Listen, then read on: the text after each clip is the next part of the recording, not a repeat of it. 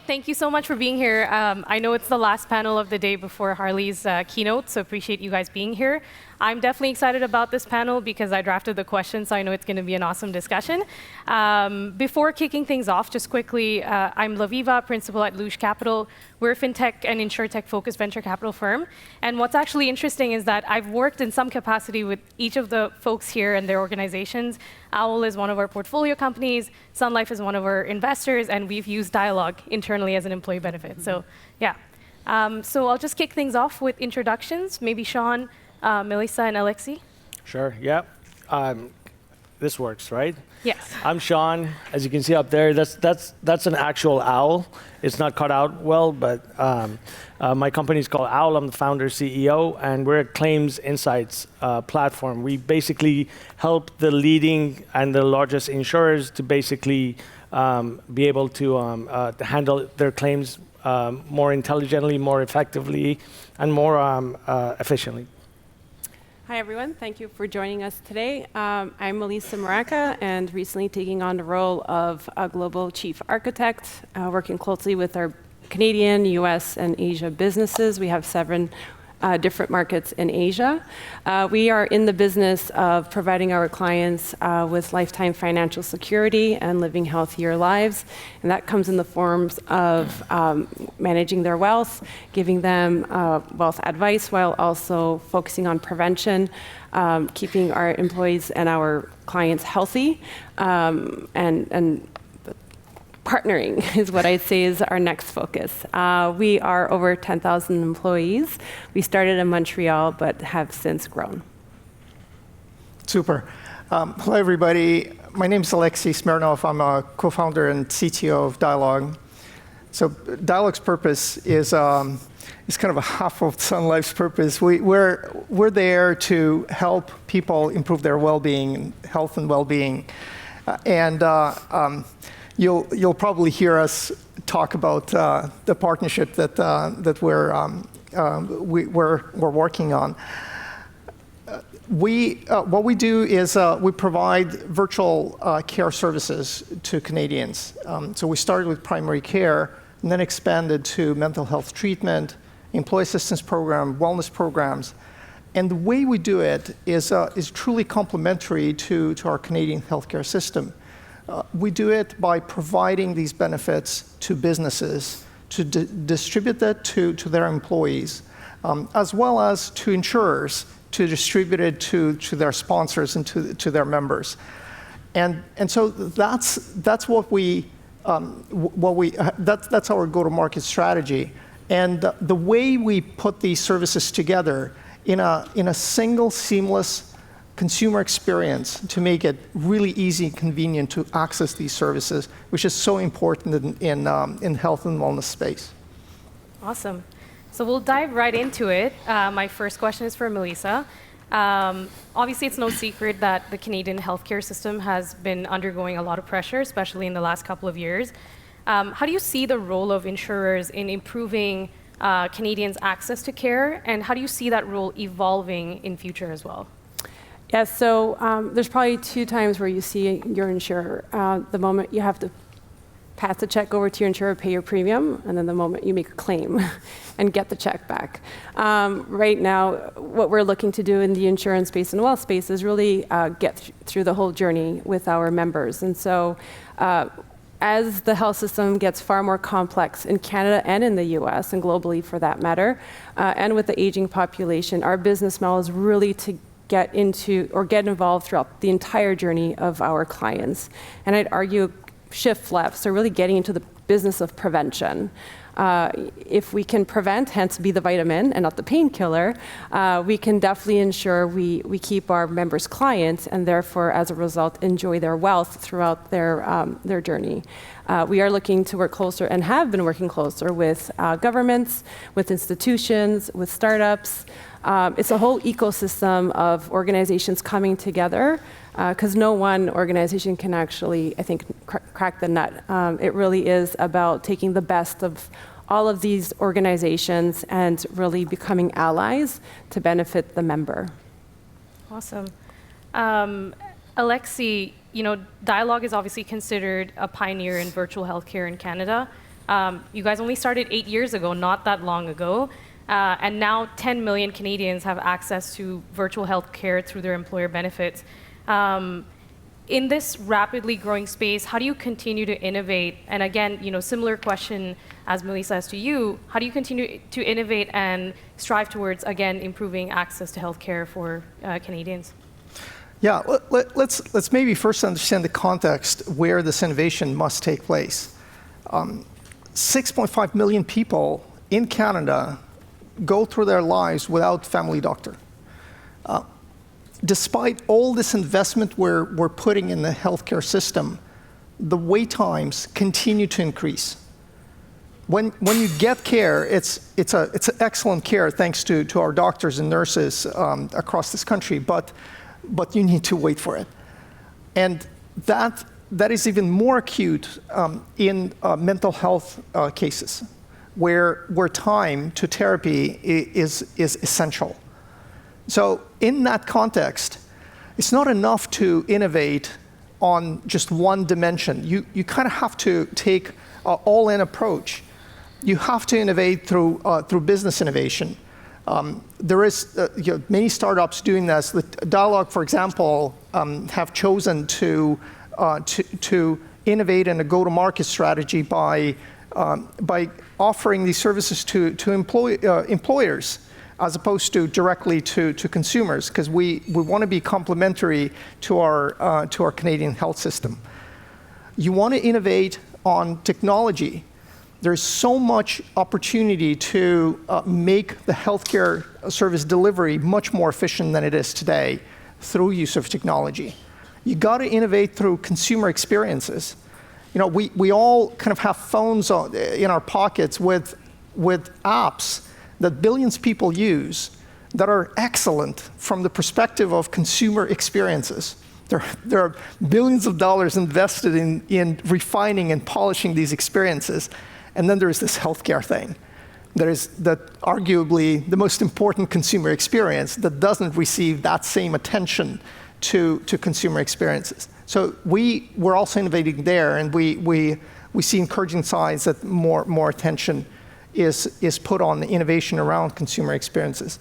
So I think for us, it's really taking this multidimensional approach to innovation and really staying focused on that problem space, because we're not done. We're not out of the woods. The challenges still persist in healthcare. Absolutely. Part of that, I think, is also just partnership with insurance and Insurtechs, and then also eventually acquisition, which we'll get into in a bit. But before that, Sean, we talked a little bit about the access to care, but as Melisa mentioned, it's also claims, which is super important. It's often the moment of truth in insurance. OWL very much operates in that space. How do you see OWL and other Insurtechs, enabling insurers to deliver a really strong claim experience, but also doing so in an operationally efficient way? For sure. Before I geek out on insurance claims nitty-gritty, this is a Fintech conference. How many people are actually in insurance sector? Okay. So for those who aren't, so maybe I can start with, my background is not in insurance. So before OWL, I was not in the sector. And I gotta say, even for my ignorant self, initially, before coming to insurance, my whole thought was, or my belief was, that insurers were crooks. It's what a lot of us hear when we think that, or I thought that, and I knew many people that just assume that insurers just want to take the premiums and deny as many claims as possible, and that's how they remain profitable, which is the furthest thing from the truth. And it's been, and I think part of the reason why people outside of this industry may have that understanding or that belief is based on their claims experience, right? So we'll talk a lot about innovation and some of the incredible work that gets done through this industry. I mean, you got actuarial science, which is one of the oldest sciences in the world, just incredible across the board.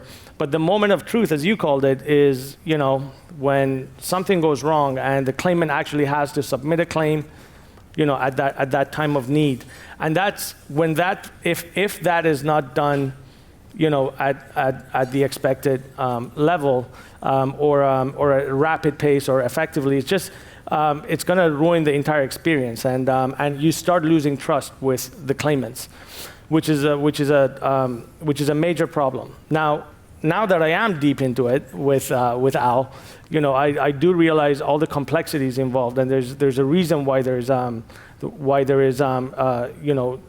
friction in reviewing claims and making payments on the claims and everything.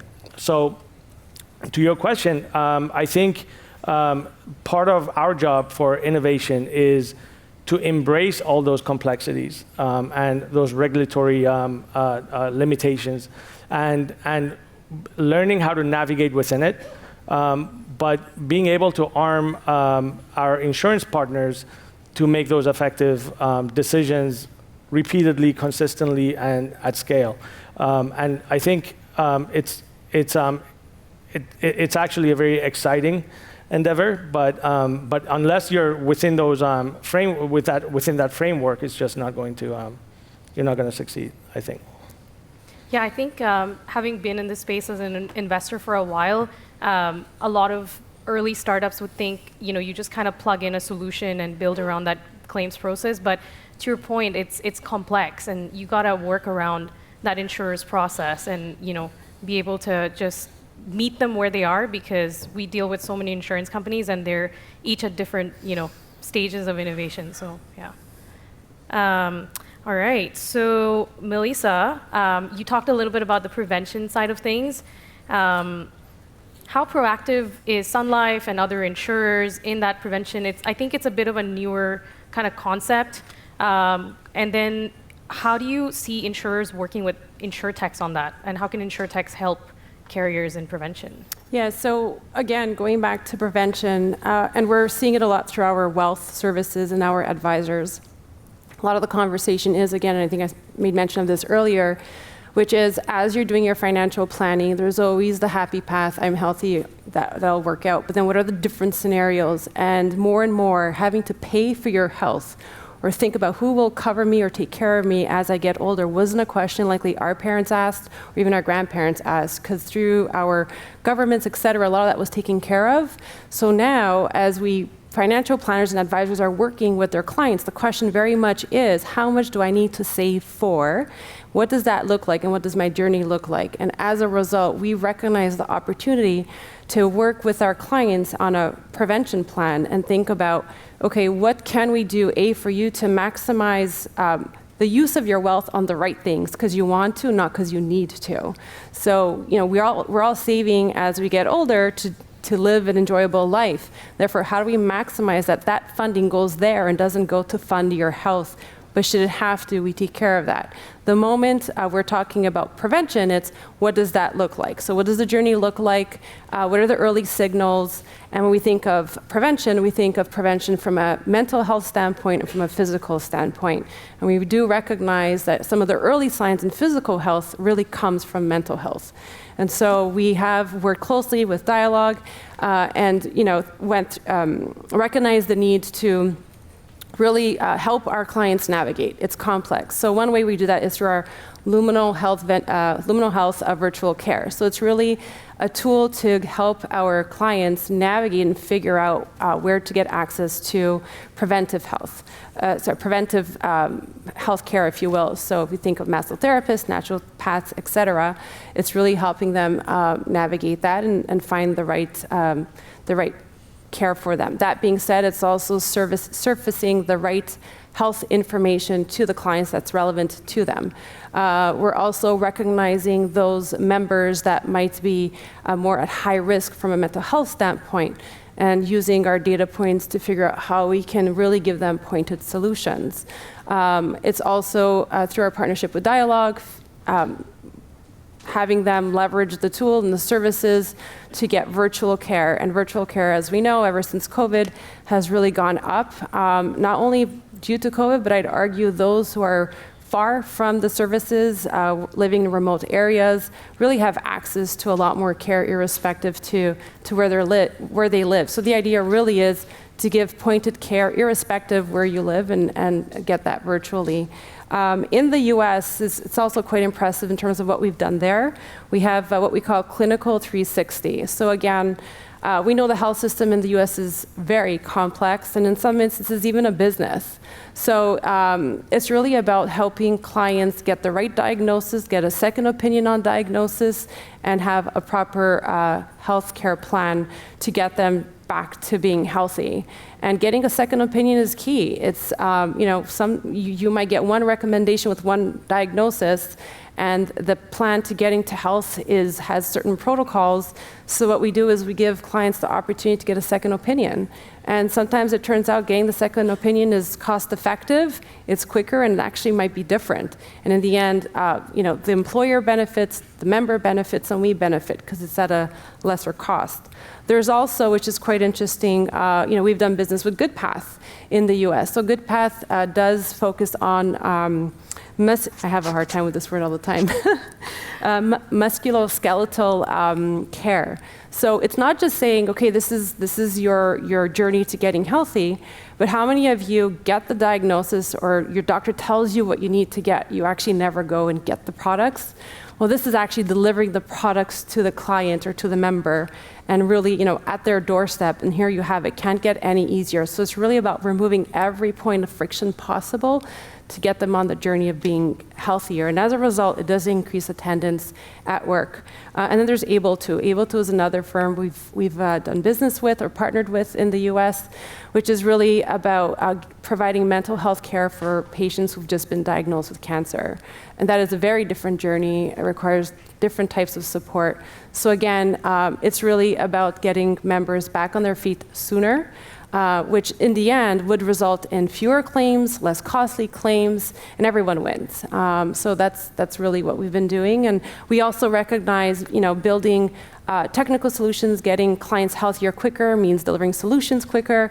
If we, for a second, believe we can do this on our own, well, we definitely would not be here today. And we know through partnerships, it's key. So it's really about finding the partners that help solve the right problems for us, but also bringing on an angle of technology. What technology is out there, what capabilities are out there, what partners are leveraging it, how does it complement our strategy, our product offering to our members, and then, what does that mean also to the governments and relieving, the stresses in those areas and other institutions. So really, it's a complicated journey, but it's a fulfilling one. I love hearing that. To pick up on that, what I find fascinating when Melisa talks about all these varieties of services and the complexities of care journeys, there are myriads of them. How different this world is from old-time insurance companies that do just one thing. Yeah. It is. I think Sun Life is a pioneer there, but they're not the only company that recognizes that the world of insurance companies changes, and they need to do more for their members. And what I especially like about Sun Life's approach, is kind of Dialogue's perspective, looking outside in, is this approach that is systematic, approach that uses a platform on which there is a growing number of services being delivered to members. And that's really how you build for the future, because we don't know what's going to be a set of services that members will need in 3 years and 5 years, how the experience is going to look like. But we do know that there's still going to be complex, multifaceted, and people will need a variety of services. And so how do you build for that future? So that's something to think about, I think, for all the kind of players in this space. Yeah, and I think one of the thesis that I have longer term is that I think insurance companies, their relationships with the customer could begin anywhere. It's not necessarily just going to be at, hey, I need insurance. I think it could be, hey, I'm buying a home, and that's where the insurer's kind of journey begins in the background, and you may not even know that you're dealing with your carrier in the back end, and it's just a standalone brand, but it's powered entirely or owned entirely by an insurance company. So yeah, I definitely resonate a lot with that perspective, Alexis. Awesome. So next question is, taking a bit of a different turn, more from that entrepreneurship journey, I'll start with Sean. We talked a bit about this partnership between Insurtech and insurance companies, but as an entrepreneur, starting out, ground zero, how did you actually sell into these large corporations? What were the learnings? What worked? What didn't work?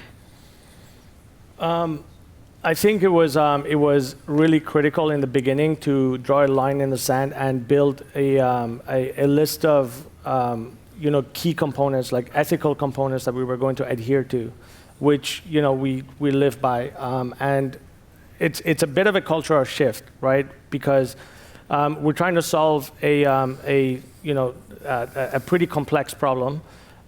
We have to hire from MIT graduates, Stanford graduates who went on to work at Google and Facebook, and we talked them into joining our company. And you bring in these brilliant minds, and if I tell you the problem statement of trying to find problematic claims, or if you try to find opportunities within claims, it's very easy to say, okay, let's just ingest millions of historical data points and try to make predictions.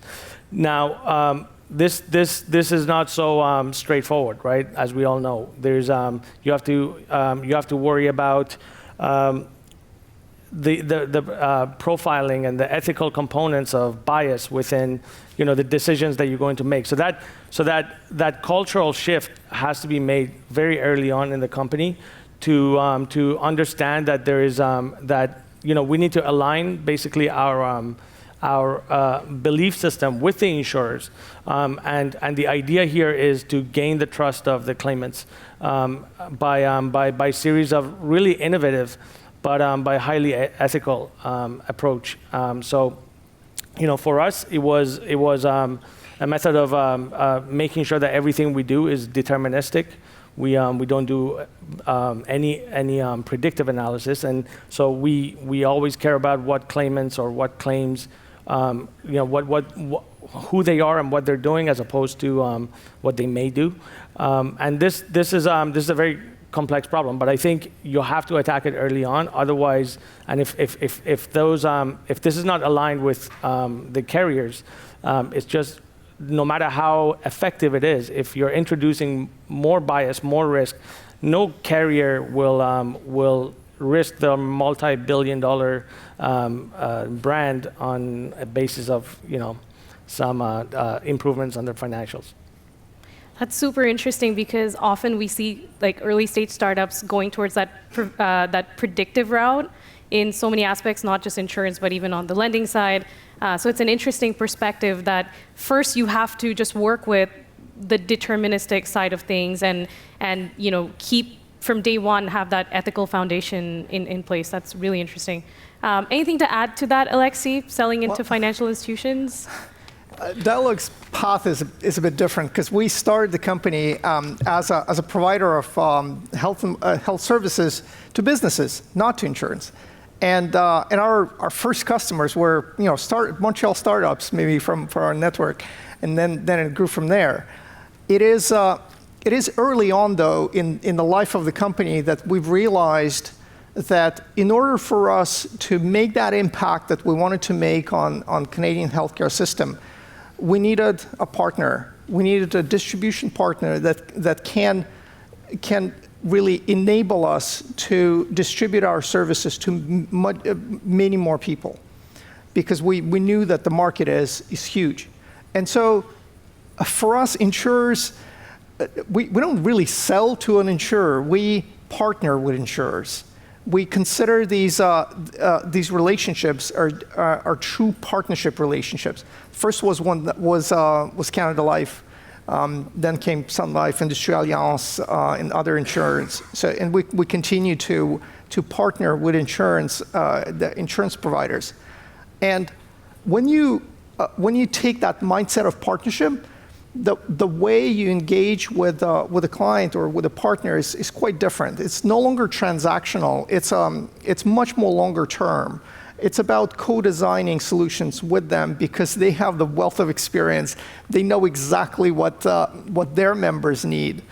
For example, Sun Life Health 360, the app, the Dialogue app under the Sun Life brand in the US, has a couple of services from Dialogue, 3 services from third parties that Sun Life have handpicked for their members, and a service that is delivered by Sun Life, all in one app. This is the kind of experience that the partnership can deliver. And so we're productizing this offering under brand of Dialogue Catalyst to work directly with insurers. But I think that's the twist. When you're, and maybe other startups can relate, when you are dealing with a very large company with a wealth of experience and a unique perspective, think of it not as a sale.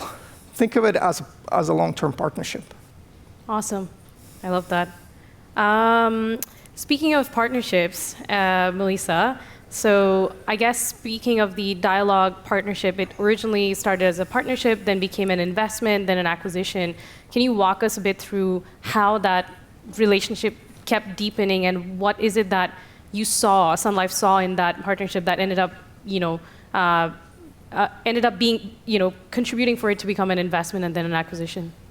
So COVID is really what led this partnership to happen.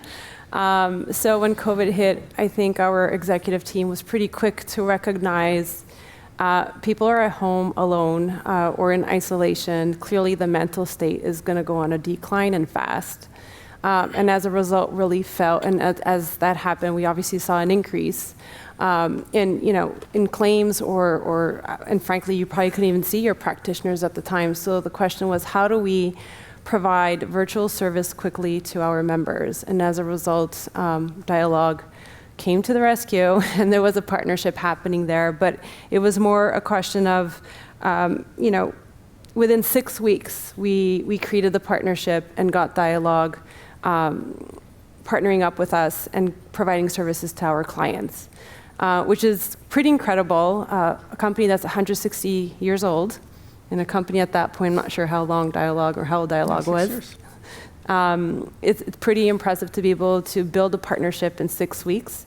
So when there's a will, there's a way, and that saying is so old, and I've heard it so many times when I was young, but it is true. So within 6 weeks, the partnership happened, and the feedback was incredible. And recognizing, I think the other thing that led us from a partnership to an investment acquisition is the fact that mental health was such a key pillar in our own strategy, and that lined up with Dialogue's business strategy as well. So when the strategies line up beautifully, then there's clear complementary services happening, there are opportunities. And hence back, I think it was in 2023, we did acquire Dialogue. Now the tricky thing is, just because we acquire Dialogue doesn't mean we engulf them. The dinosaur eats up, the firm we're partnering with. It's really about understanding why and remembering why we've acquired Dialogue. So it's because of the product, but the people as well, and the talent. So how do we let Dialogue exist for all the great reasons it does and become complementary to what we have to offer? So Dialogue is looking for distribution. We are that to them. We're looking for great service to our members. They are that for us. With that being said, how do we also learn from each other's strengths? The ability to deliver quickly, the ability to get close to our clients, the ability to, from inception to delivery to the client hands and the clients, what do each other parties have to learn? And today we're even sharing staff in some instances in terms of a learn fast. So it goes well beyond the product, it goes well beyond the client benefiting, but also the organization learning and new ways of working. So I'd say it's a full 360 benefit, and we've been doing lots ever since. So I don't know if you want to add anything else. Yeah, listen, you've said it right. I think one other key part why this acquisition worked so well is alignment of values. When you look at folks that make up Sun Life, and you look at folks that make up Dialogue, the mission is aligned. Even like the words are the same, but the values of people is deeply aligned. I'm going to give you an example. Melissa talked about this COVID event that caused a large company to essentially mobilize in weeks and deliver something to their members. What Melissa didn't kind of say is that it got paid by Sun Life. So what the company did is they paid for Dialogue services for all group benefits members of all the sponsors, no questions asked. You know, that is kind of, if that's not customer orientation, if that's not deep care for the member, I don't know what is. Like nobody's asked them, can you give me virtual care for free? No, it was an initiative of Sun Life that made it happen. So those, and there's been many more moments that kind of illustrated the alignment of values. And that I think is super important when you consider an acquisition, you consider that long-term partnership. That's kind of a question one that you ask. Yeah, super interesting to hear about what was actually happening in the background. I know we saw a couple of announcements during that time of Sun Life, IA, other organizations launching partnerships with Dialogue. So interesting to hear that it happened within 6 weeks. So very cool. And I also want to add too, just on that, our wealth arm, lots of conversation was happening as well on the, I'm feeling stressed because of what's happening with the COVID situation, et cetera, managing the portfolios, their funds, where are they going, who's sick, who needs preventive care, et cetera. So the lines are getting blurred, bottom line. Yeah. The lines are getting blurred between planning your wealth. And I know, this whole session's about fintech, and the last 2 days have been, but we've also heard, and for those of you maybe attended Jeet's session yesterday, I think it was yesterday morning, yeah, the notion of e-commerce platforms and servicing a client in all of their needs. Well, this is where I think the benefits of health and wealth really do come together.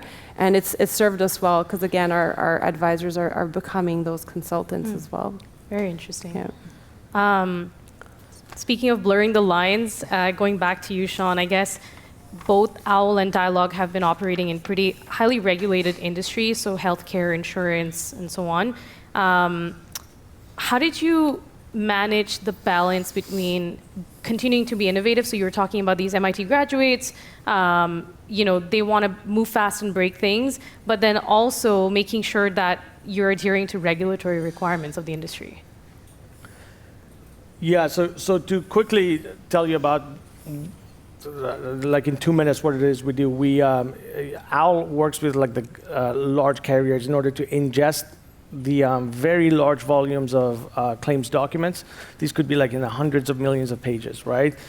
Be able to gather insights from those, from whatever they have internally. And also we've built technology to provide data externally on who these claimants are, and so that we can provide next best actions on how to best serve those claimants.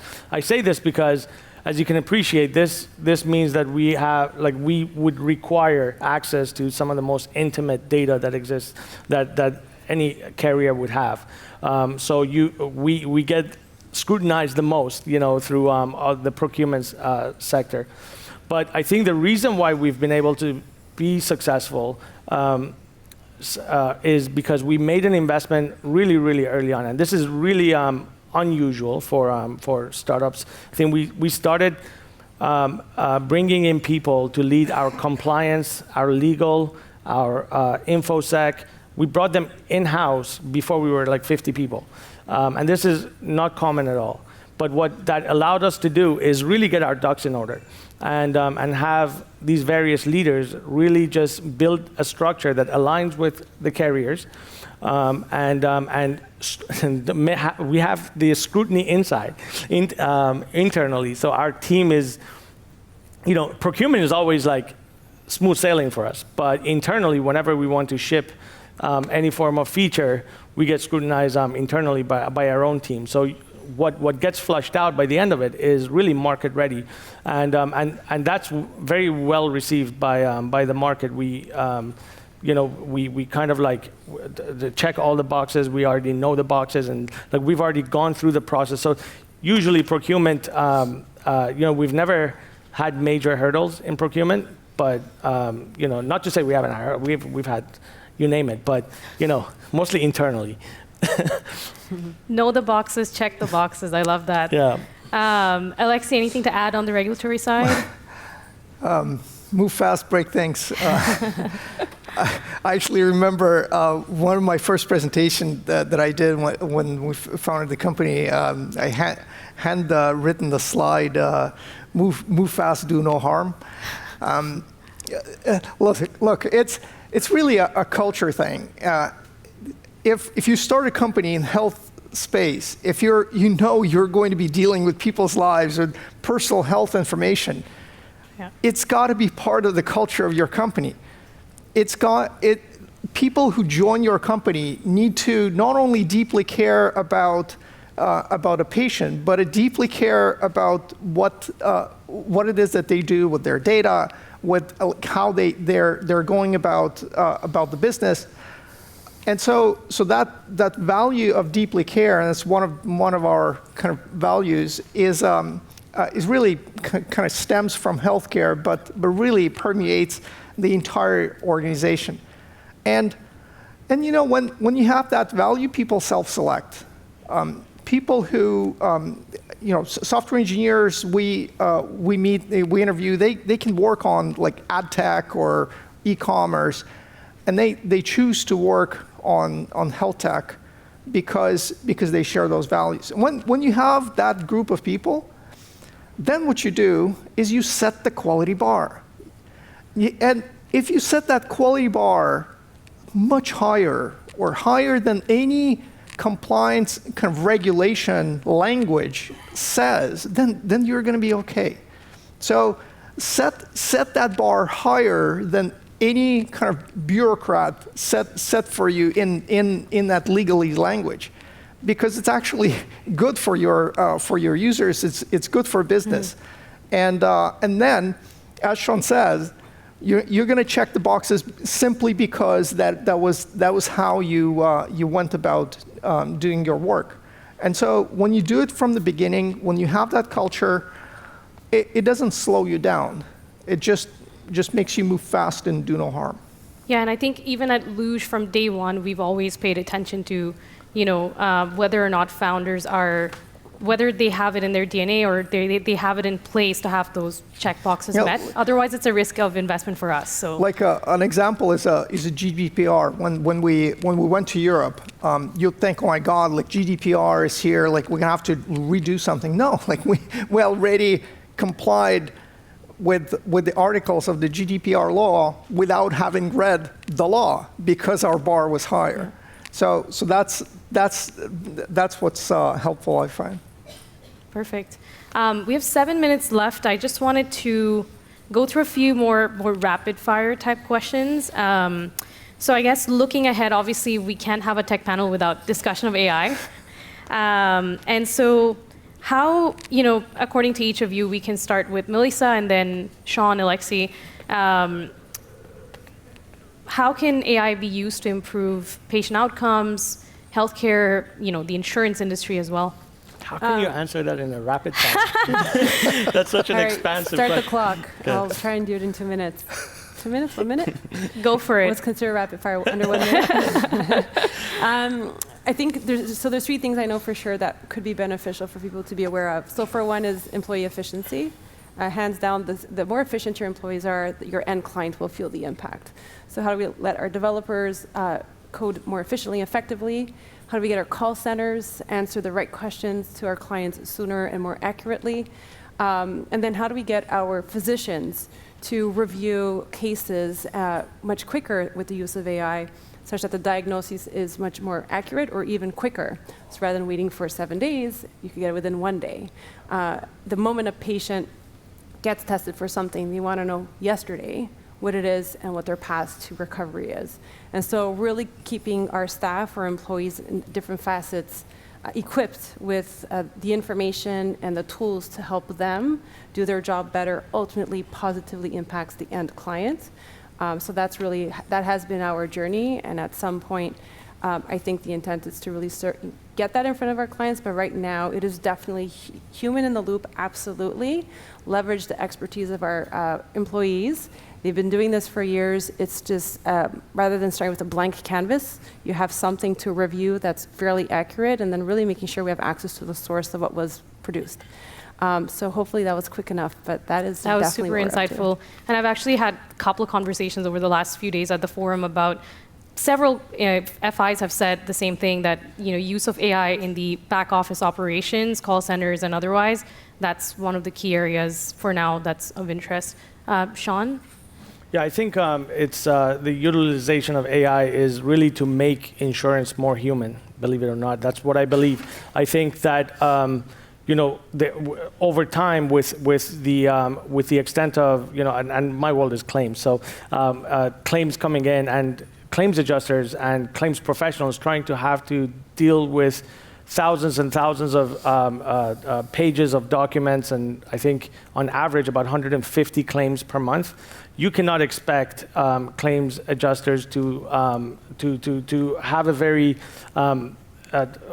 deep understanding of every claim before every call, as they handle it, right? So the example here would be, the utilization of AI to do a lot of the mundane work, the extraction of the key information, analysis of it, and then assisting the humans in the loop.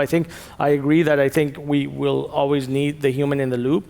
But what this will allow insurers to do is to have the claims professionals do what humans do best, which is finding some of those patterns that they have experience with, but also being human, providing care with empathy, and a lot more that people need at their time of need.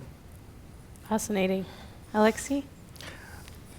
I think what's left? What's left? Well, maybe let me be a tiny bit more controversial or optimistic. Let's say if you look at the care journey of a person, there's a variety of touch points that have nothing to do with clinical decision making, that has zero medical risk. Like, I just want to move my appointment 10 minutes, okay? Or I just want to have a quick question about some technicality, nothing to do with medical. If you look at the care journey, there is a ton of this. And so I think that, absolutely 100% yes to admin support for care providers, for support personnel. But I also think that AI will contribute to improvement of a consumer experience, accessibility. When you can actually, when something worries about that lab report that you discussed with your doctor, and you're like can't sleep at night, you can actually ask some question and get back a reasonable answer. But if we're talking about medical decisions, of course you should be speaking to a doctor or nurse. So no plans to replace doctors and nurses with AI. Awesome. Super, super interesting. All right, so we have time for maybe one more questions, which is, what's next in healthcare Insurtech space? Each of you come from a different angle, so I'd love to hear your perspectives on what do you think is big, in insurance, Insurtech, that we should be excited about?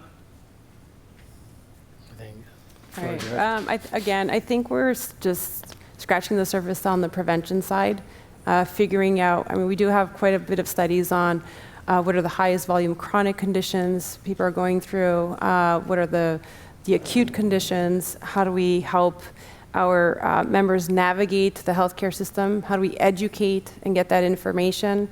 And I know I made the reference of vitamin versus painkiller, but how many times have your parents told you, eat your broccoli, it'll keep you healthy? You have no sense of urgency of eating your broccoli. As opposed to, you broke an arm, well, you definitely have to treat it, and you're not going to debate whether you can be taken to the doctor or not. So it's how do we make the eating of the broccoli that much more important and help people recognize the prevention essentially allows you to live a much better life.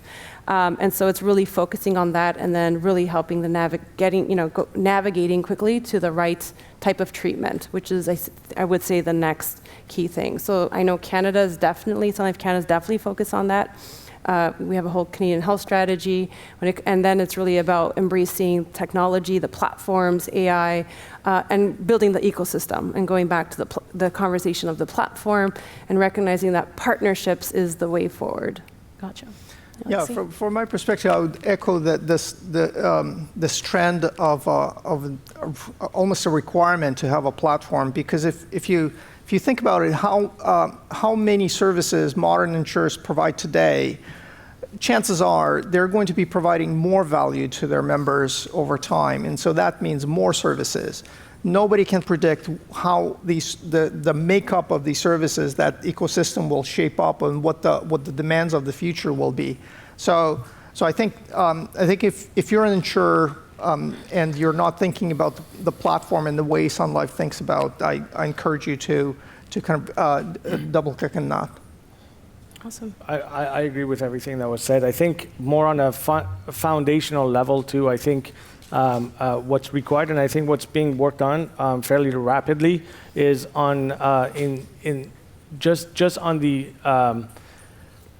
infrastructure as far as governance goes. I think there's a lot of talk right now about how we're just at the ground floors of how are we going to govern or any form of AI practices. Who's going to own the IP of the output? I think there's a lot of foundational discussions that we need to quickly wrap up so that we can start running. And I just also want to add, I know I've obviously leaned in quite a bit on the whole prevention side, but even the whole claim processing is just how do we make that make that frictionless, and quick, totally, so that it's you're going to be taken care of, and exactly it's easy, it's seamless, and so that is for us table stakes. The whole claim processing experience is absolutely table stakes. Awesome. Any questions from the audience? All right. Hopefully this was a useful discussion. I definitely had a lot of fun and a lot of material to take away to build our investment thesis. So thank you very much, Sean, Melisa, Alexis. It's been a pleasure. Thank you.